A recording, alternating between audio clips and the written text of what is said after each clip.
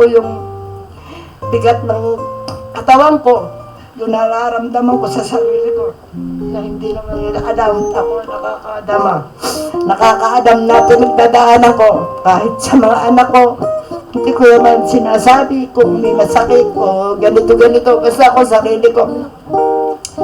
Kay Lord ako tumatawag, kay Lord ako dumadaing. Nung sabi ko sa Panginoon yun, nung may problema ako sa anak ko, sabi ko, nagnilay ako nung gabi na yun. Talagang humingi ako ng tawad. Sabi ko, Lord, patawarin mo po ako. Kasi tao lang ako, nanghihina ako. Minsan naguguluhan ako, minsan di ko nakakaya. Kasi sa nararamdaman ko, siguro po nadadala yung sariling katawan ko minsan. Yung pagtayo ko, yung pagkilos ko, nahihirapan ako. Pero maraming salamat, Panginoon, sa mga pagsubok, sa mga dumatitig sa buhay. Andito po kami, Panginoon, ng aking pamilya, ang mga anak ko, ang mga kapatid ko. Patuloy po ako dumalapit, nagdadasal, Panginoon, patawad po. Maraming salamat sa buhay na sa pagkakasakit ko ay sa pagkahiga ko. Sa pagkahiga ko, Panginoon, ay muli mo po akong pinatayo at pinalakad. Minsan nawawala po yung salita ko. At pinagpapala mo kami sa araw-araw na buhay, yung pag-iingat mo sa aking buong pamilya, sa aking mga kapatid, sa aking mga apo, sa mga pamangkin ko. Maraming salamat sa pagpapala, sa pag-aayos. At ang dalangin ko po, Panginoon, lagi po kami ligtas, layong po kami sa masamang tao, mabubuting tao, ang ibigay mo po sa amin, Panginoon. Kaya muli po, nagpapasalamat po ako at nagpupuri sa ating Panginoong Yahweh El Shaddai. Magandang hapon po sa bawat isa sa inyo. Amen. Amen.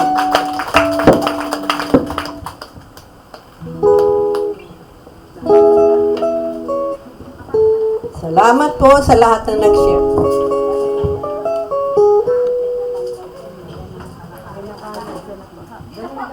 Tayo po ay magsitayo na, tayo po ay makikinig na ng mabuting balita ng ating Panginoon.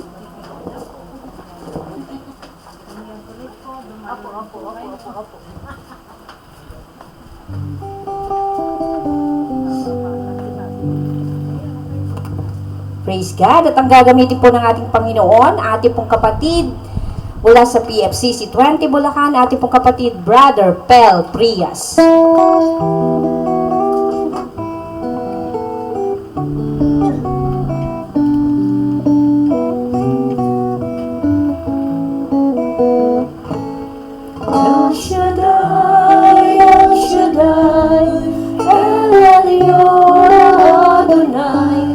Age to age, you're still the same. By the power of the name El Shaddai, El Shaddai, Elkamkana Adonai. We will praise and lift you high, El Shaddai. Through your love and through the Ram, you saved the son of Abraham. Through the power of your hand, you turned the sea into the land. Through the outcasts on your knees, you are the God who really sees. And by your might, you set your children free. El Shaddai, El Shaddai, El Elyon Adonai. Age to age, you're still the same. By the power of the name El Shaddai, Elkamkana Adonai. We will praise and lift you high, El Shaddai.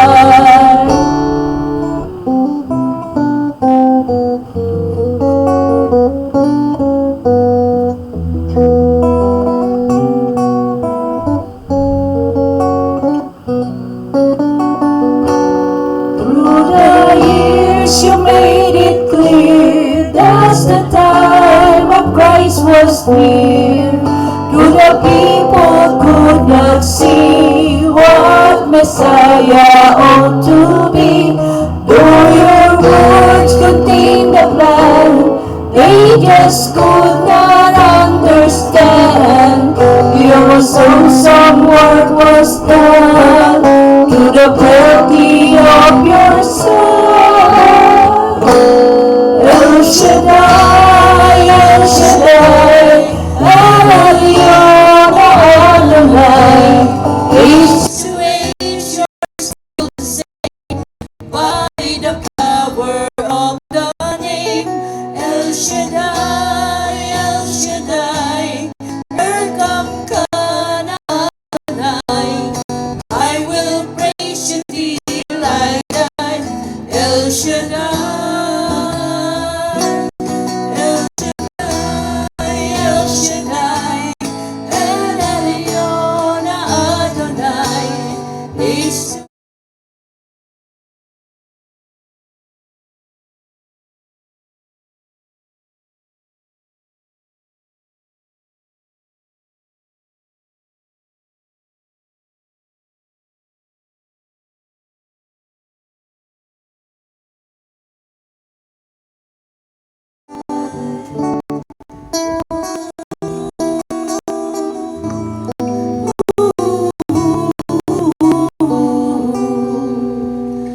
I will praise you till I die. El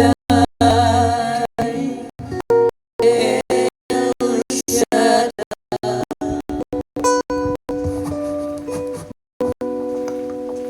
Praise God. Hallelujah. Hallelujah. Sa ngalan ng Ama, ng Anak at ng Espiritu Santo. Amen.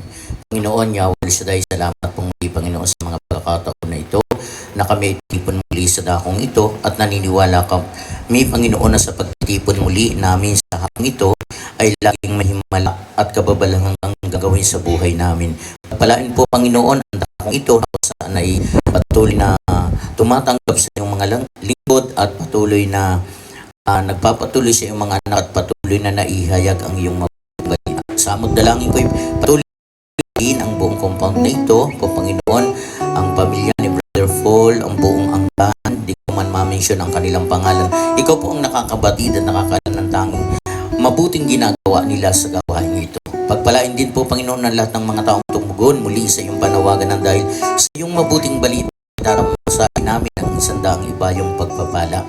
Pagpalain din po, Panginoon, ng mga taong naghahandog po, Panginoon, nagko-contribute ng lahat ng mga pangangailangan ng gawain ito, maging sa financial, material, maging spiritual, saan man sila naroroon, inuunat ng makapangyarihan at himalang kamay spiritual at silang lahat ay pinagpapala. Ganon din ang may mga sakit at karamdaman sa ospital, sa banig ng karamdaman sa kanilang tahanan saan man dako. Kami mga narito po, Panginoon, na may nararamdaman po, uwi kaming pinagaling sa pangalan ng Jesus. Palain din po, Panginoon, ang pagiging success po, Panginoon, ang operasyon na kanina doon sa Makati at ganoon din po, Panginoon, ang iba pang ay pinapanalangin po namin sa mga oras na ito ay answer prayer na sila. Pagpalain din po, Panginoon, ang mga taong tinawag mo, pili at hinirang dahil po sa kanilang dapat na pagsunod at paglilingkod ay naipatuloy ang pamamayag na yung gawain sa dakong ito. Pagpalain ng coordinator, Secretary Treasurer, ang kapupo ng music ministry na sa kasalukuyan ay ginagamit mo sa bilang sa tagapanguna sa pagsamba at sa pangunguna nila sa pagsambay, lagi naming nararanasan ang iyong presensya. Salamat din po, Panginoon, sa pag-iingat sa iyong lingkod at nakarating ako ginabayan ng Banal na Espiritu sa dakong ito upang maibahagi ang iyong mabuting balita. Ang lahat ng ito ay tinataas ko at pinagpapasalamat sa matamis na pangalan ng Panginoon. Kasama po ng Espiritong Banal na naging tagapagligtas noon at magpakailangan at tulong po ng makapangyarihan at mabisang mga panalangin ng aming inang Virgen Maria. Sa ngalan ng Ama, ng Anak at ng Espiritu Santo. Amen. Palakpakan po natin ang ating Panginoon. Bago po kayo umupo, brother and sister, ay babasahin ko po ang mabuting balita ng Panginoon natin pong pagnilaya. Excuse me. At po ay kadugtong lang ng gospel noong last Sunday na inahagi namin sa inyo ay Matthew chapter 5 verse 1 to 12. Yun naman po ay Matthew chapter in verse 16. Ito po ang mabuting balita ng Panginoon. Pero muna po sa panig ito, every 2 years po ay nilalagay sa Sunday Gospel at minsan may nilalagay po ito sa Daily Gospel. Kaya very familiar po sa atin pong mind. Verse 13, ayo'y asin sa sanlibutan. Kung mawala ng alat ang asin, upang mapapanaul ang alat ito, kaya na itong kabuluhan, kaya itatapon na lamang at niyayapakan ng mga tao. Ayo'y ilaw sa sanlibutan. Isang lungsod na nakatayo sa ibabaw ng burol. Walang nagsisinti ng ilaw at naglalagay nito sa ng takalan. Sa halip ay inilalagay ito sa talagang patungan upang matanglawan ang lahat ng nasa bahay. Gayun din naman, dapat ninyong pagliwanagin ang inyong ilaw sa harapan ng mga tao upang makita nila ang inyong mabubuting gawa at luwalhatiin ang inyong amang nasa langit. Mga minahal na kapatid, kaya sa Panginoong Kristo, ito po ang mabuting balita ng Panginoon. Palakpakan muli po natin ang ating Panginoon, yung mas malakas.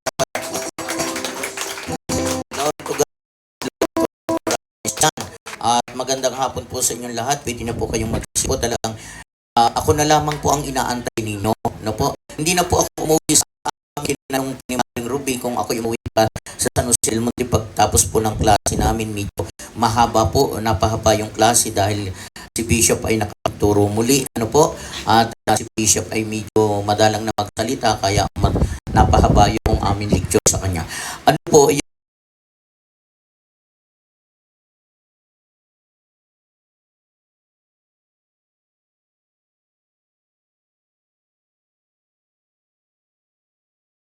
oras na ako, hindi na ako nagtanong, sabi ko, ako nakakahalata na bakit walang dumadaan. Dati minutes lang o 15, 20, may dumadaan. Pinago daw ang daanan, doon na natin ko sa kanya po. Ay di buti ako'y nagtanong talagang mabuti ang Holy Spirit. Ano po? Imananalangin na ako at ako'y maliliit talaga. Baka inisip ko pa ito sa HGI ay nakatrapik pag inabot ng laban. Ayun na nga ang nangyari. Sabi natin ano yung iniisip natin, yung talaga nangyayari. Diyan ako naiisip, napakatrapik yan. At ako'y naghanap ng dilaw na basta biyaheng balagtas, ay nakita ko ang dilaw sa may mulong doon sa may ilarte. Eh di doon ako sumakayan at traffic. Pero salamat sa Diyos, kaya hindi ko na pinapantay purihin dahil mababati po yun. Sayang naman yung ibabahagi ko po sa inyo. So dalawang bahagi lamang at may ulpo doon sa gospel, ang asin at ang ilaw. Kahit na nga hindi preacher, kaya yung bahagi. Kaya nga ang ganda po ng inyo pong mga share. Sabi may nagsabi kanina na abutan ko, sabi, hindi talaga bumibitaw, amen. Kahit may nagsabi pang, salamat sa Diyos, sa mag-anak na lingkod ng Diyos, tawagan lamang ay nanunumbalik ang lakas. Amen po ba? Totoo po yun. Kasi sabi niya ay hawakan mo ang Panginoon dahil ako'y bumibitaw. Amen. May tindis po talaga tayong bumibitaw kapag tayo ay nai-discourage. Maraming mga trials na pinagdadaanan. Amen po ba? May tendency tayo ay bibitaw, kaya hindi pwede yung sasabihin natin, kumakapit lang ako talaga sa Panginoon. Kumakapit lahat tayo sa Panginoon. At sabi pa nga ng iba ay, ang wala na siyang pinangangawakan at kinakapitan sa sandaling nagkakagulo at may iba't ibang sitwasyon na naranasan sa buhay. Kundi ang tatalino, mag-stay ngayon, 40 dekada na ang gawa ito mahigit. Huwag na kayong humawak sa patalim, lalo kayong masasaktan. Amen po ba? Lalo kayong masasaktan. Bitawan na nyo ang patalim na hinahawakan ninyo. Ang panghawakan na natin, ibang-iba na tayo. Yung patalim, maitapon mo na. Huwag mo nang panghawakan. Yung sa kabila ng mga hapdi at sakit na pinagdadaanan mong masasalimot na buhay, iwaksi mo na ang patalim. Lalo kang mahihiwa niyan. Lalo kang masasaktan. Amen? Lalong hapdi ang mararanasan mo. Bitawan mo na yan. Ang panghawakan mo na ang salita ng Diyos na ulit-ulit nating pinapakinggan sa buong isang linggo. Amen? Araw-araw pa. Kada segundo ito napapakinggan natin. Habang hinawakan natin at pinanghawakan ang salita ng Diyos, giginhawa ka, lalakas ka, tatatag ka, at lalalim ang iyong pananampalataya. Sabihin mo, huwag ka nang humawak sa patalim. May sabi naman, brother, pinansiling ko, wala na akong pinanghahawakan kundi asawa ko. May oras na manghahawakan mo yan. Amen po ba? Pero may oras na ang panghahawakan natin, ang salita ng Diyos. O, baka naman saan mapapunta yung isip nyo. Ang pinanghahawakan lang daw yung asawa niya. Kasi yun daw ang inaasahan niya, mahal niya. Oo lang nagsasabing hindi mo mahal yan. Amen? Iyong iyo yan. Amen po ba? Kaya lang pag may gawain at may panahon na ang panghawakan natin ang salita ng Diyos. Kasi pag pinahalagahan natin at mas niyakap natin ang mahahalagang bagay sa mundong ito, tao o mga bagay, pero hindi naman tayo nagpipinoyin nyo. Pag nawala ang mga taong yun at mga bagay, apektado na ang inyong pananampalataya at paglilingkod. Amen? Kaya sabihin mo sa katabi mo, kapit lang. Sa salita ng Diyos. O hindi lang tayo kakapit sa Panginoon, kundi dalangin nating Panginoon, panghawakan mo ako. Kasi ang tao, pag dumating yung karupukan, yung kahinaan, talagang kahit sabi niya, ang tagal na sa gawain niyan, matibay na ako, ang dami mga patutuo, siya lagi ang bida doon. Pero pag dumating yung mga pagsubok, may tendencying tumalikod at bumigayan. Amen po ba? Kasi tama yung sinasabi mo, ako'y tao lang tayo, na may damdami, nanghihina, nag-aalala, nagtatam. Dito mga sa gawain, ang dami pang mga tampururo, totoo lang. Ang daming tapuro, pag may hiniling sa amin na hindi namin ibinigay, lalo na pag mga anniversary, amen, sa Ambil kami nasa parking area, amen, alam ng bawal doon, kami pinagkatiwalaan lang dyan, nung anniversary, nagtangka pa sa amin, oo brother, hindi mo kami pinagbigyan, maa-assign ka rin sa chapter namin, ay ano? Kung ma-assign, amen po ba? Hindi naman kayo ang pinaglilingkuran namin, hindi kami natatakot. Huwag niyo kami tatakutin, walang takutan dito. Amen po ba?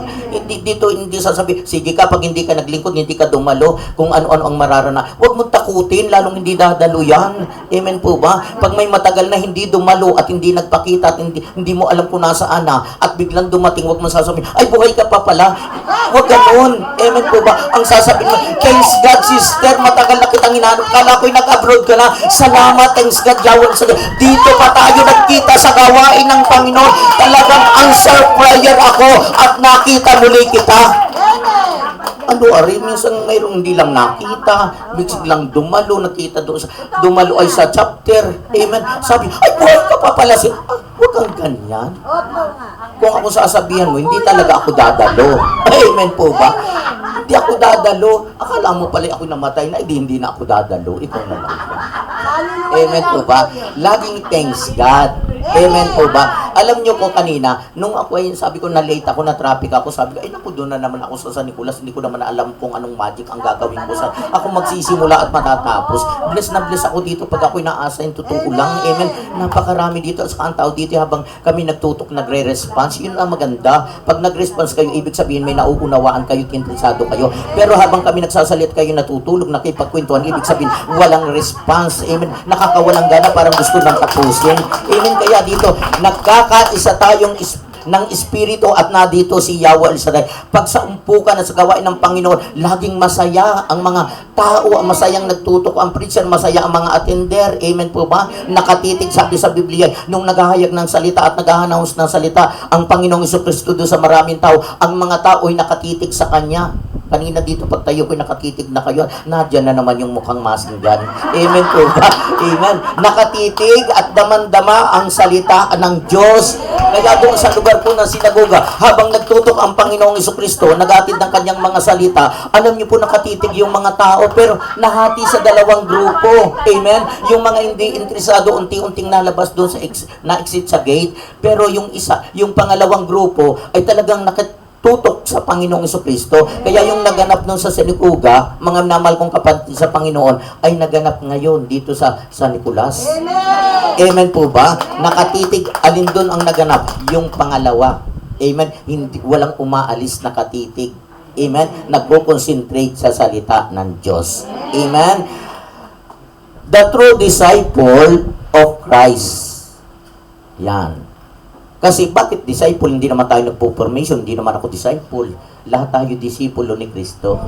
Lahat tayo may karapatang maglingkod. Amen? Alam niyo po, yung preacher, yung coordinator, yung choir, yan ay title lang dito sa lupa. Pero lahat tayo may karapatang maglingkod. Kaya, pasok din ito, the disciple of character. Ayan. The disciple of Christ. Yan. Ang tunay na disipulo, ni Kristo. Ayan. So, sabi po dito, at ang tunay na disipulo ni Kristo, disipulo ng Panginoon, ay kanyang tinuturuan. Patuloy na tinuturuan. Lagi niyang tinuturuan doon sa bundok. Amen, para walang distraction. Kaya tayo, patuloy na nagpapaturo. Walang nagsasabi dito, alam ko na magaling. Nakakalungkot sa probinsya pag dumating ang preacher, lalo kung hindi niya tight. Amen. Sabi, alam ko ng style ng preacher na yan. Matulog na lang ako at biglang mauwi at tinawagan daw. Ang totoo, wala naman tumawag. Ayaw magpaturo, may mga ganun tao. Ang feeling niya, alam na. Amen. Pero dito sa Bulacan, alam niyo po, ang tatagal na sa gawain, handang makinig. Na-assign ako doon sa Dulong Bayan? Basta may bayan. Oo. Amen. Basta may bayan, yun ang naalaala ko. Amen po ba? Basta may bayan, naalaala niyo. So, na-assign ako dito at dito sa ibang parte ng Bulacan. Pero yung mga tinder na matatagal na, ang mga antik na, nandyan pa rin. Amen, manggagawa. Iniwanan na ng lahat, pero hindi iniwanan ni Yahweh Shaddai. Hindi iniwanan ng gawain, kasi may pinangakuan na kahit ano ang mangyari, mamatay at mabuhay, bumagyo at umulan, na dito tayo. Pangako is pangako. Sa totoo lang, hindi ko naman pinagyayabang sa inyo. Yung nagpaaral sa akin, inayos ang mga papers ko kasi dadalhin ako sa Amerika. Amen. Ay, may pinangakuan ko sa Panginoon na kahit anong mangyari, hindi ako aalis dito. Kaya sabi ng mga kapatid ko noon, nung